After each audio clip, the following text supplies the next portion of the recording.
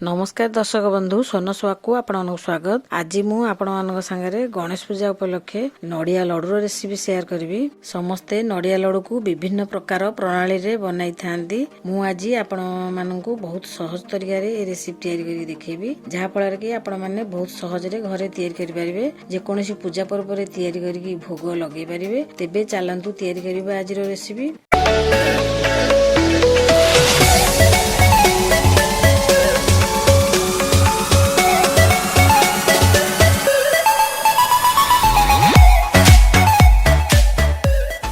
मु एथपे medium size रो दीटा नड़िया रो core नेछि बा चीनी नेथिया बाउल रे 2 गिना आउ हाफ नड़िया कोर आउ चीनी नेछि गोटे बाउल रो टिके कम बा 3/4 बाउल, अमूल 3 चामच, मिल्क मेड 2 चामच, गुआ घियो गोटे चामच, मैदा गोटे चामच और किछि काजू किशमिश आ गोटे छोटो चामच गुजराती गुंड नेछि आउ अध कप क्षीर नेछि। क्षीर आउ मैदाटा मु भूली जाइछि रखिया पई आउ सेटा उठी पारनी। गोटे पैन को गरम करी सेथरे गोटे चामच गुआ घी पकेबा।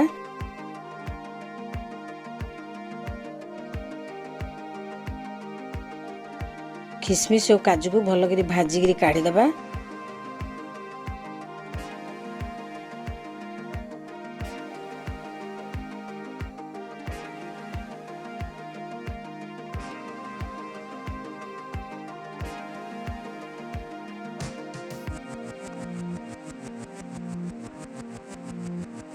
तापर नड़िया कोर से पकईकरी 3-4 मिनिट मीडियम फ्लेम रे भाजीबा।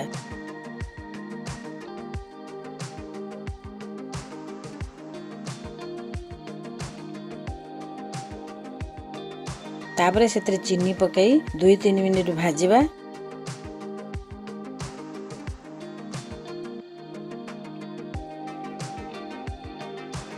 तापर अध कप क्षीर पकेबा।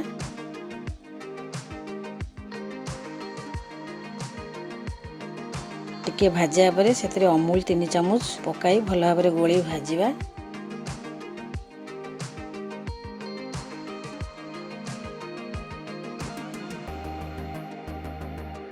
तापरे मिल्क मेड 2 चामच पकेबा।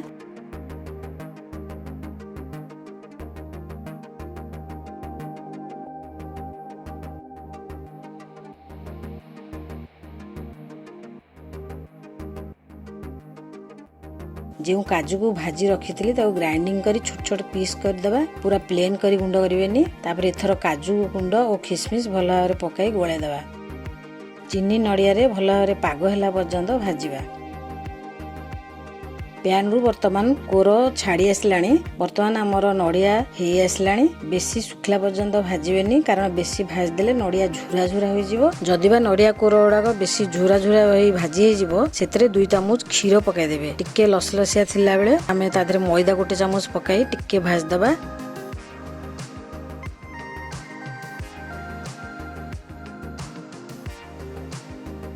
गुजराती गुंड पकाई भल भाव रे गोलाई गैस को बंद करबा।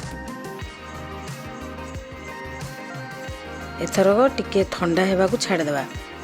हाथ रे धरी हेबा परी अल्प गरम थिबा अवस्था रे आमे हाथ रे भल भाव रे चापी गोल गोल करी लड्डू बनेबा।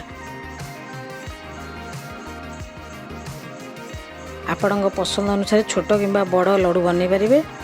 एठी हमर सब लड्डू गुडा बना हे गेलानी। देखंतु केते सुंदर देखा जाउची। आ एई लड्डू को खाइया को मध्य बहुत भल लागे। आपणा माने एहा को गोटे एयर टाइट कंटेनर रे रखी की 4 दिन पर्यंत खाई परिबे। एहा को फ्रिज रे 10-15 दिन रखी खाइले मध्य बहुत भल लागे। एही परी घरे बनाई खांतु। जे कोनोसी पूजा पर्व रे किंबा गणेश ठाकुरंग पाखरे भोग लगांतु। मु आशा करछि आपण मानकु निश्चय भल लागिथिबो। जदि आपण मानकु आजिर मोर एही रेसिपी पसंद आसला तेबे मोर वीडियो को लाइक शेयर करिवे। सब्सक्राइब करिया को भूलिए नहीं। रहिली नेक्स्ट वीडियो पर्यंत। नमस्कार।